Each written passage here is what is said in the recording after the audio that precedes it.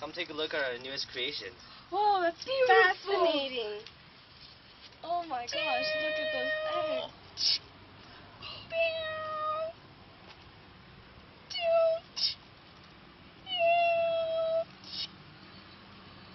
Oh, perfect timing. Do I have to...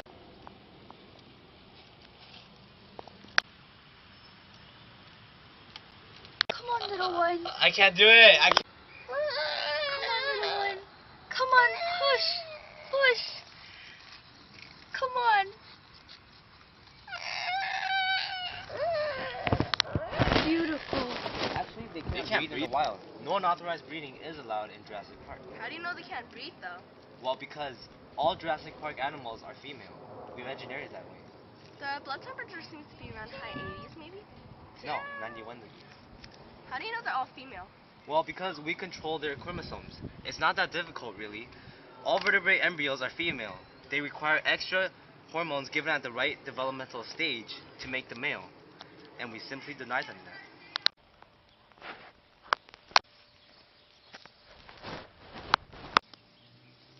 What kind of species is it?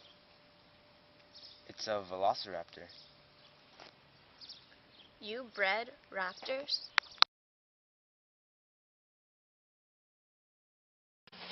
Well, first off, there are many problems in the Jurassic Park chapter that we did.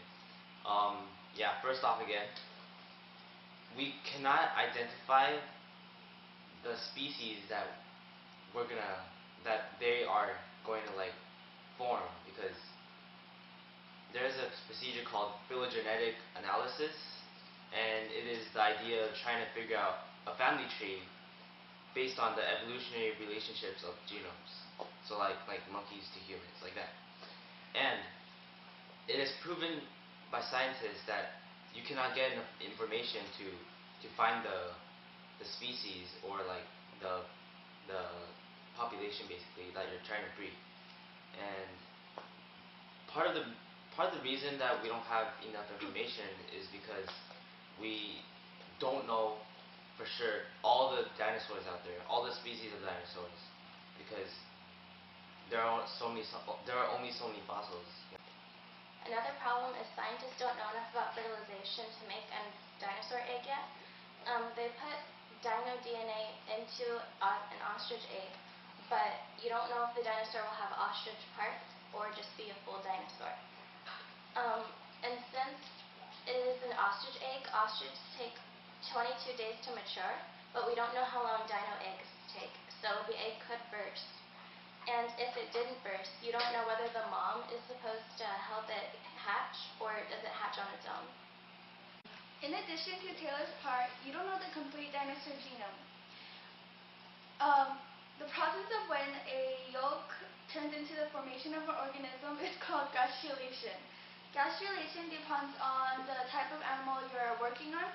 But in this case, a dinosaur can go through gastrulation, but it will come out deformed, like having a missing leg or going with 2 fingers. Also, it is impossible to make any sort of prediction about what kind of organism will develop and how. It's basically impossible to identify what the oxygen level was back then in the dinosaur era. Also, on the same hand, there are too many diseases dinosaurs can have that humans are immune to. All in all, it's impossible for a perfectly normal dinosaur to be made. Now this is how it should have went.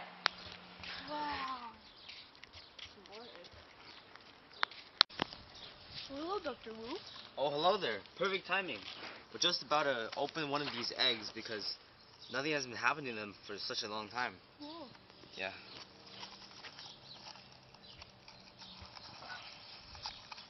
It's empty. Dun dun dun.